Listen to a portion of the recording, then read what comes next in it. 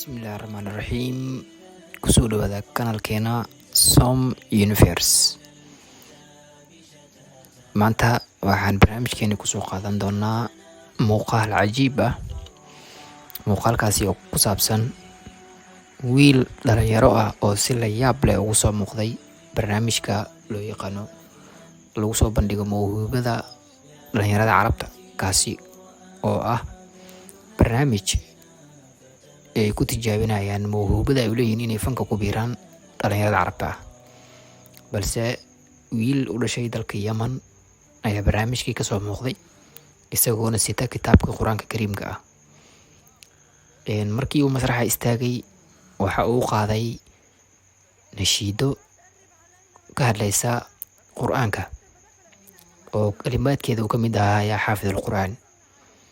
Markaas ayaa maamulkii ama lajnadii ama kooxdii fadhisay qaybta qiimeynta ay u sheegeen inuu waqtiga ka lumiyay oo uusan waxba ku soo bandhigin halkaas, iyagoo si jees leh ula hadlaya.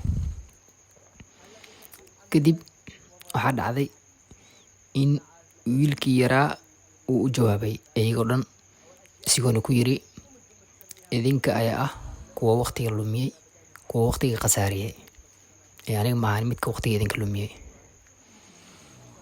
Kadib ayaa wuxuu kaloo ku daray erayo qiiro leh iyo dhiirigelin oo iyagoo meesha fadhiyan aad ula yaaban.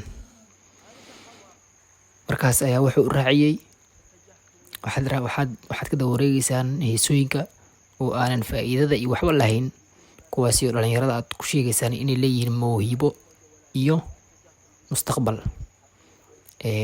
Waa inaan u tartarnaa kitaabka Ilaahay, waa inaan ku tartarnaa kitaabka Ilaahay, waa inaan tartan iyo dhiirigelin aan ku qaadnaa kitaabka Ilaahay, waa inaan kitaabkan aan baranaa oo aan ku camal falnaa.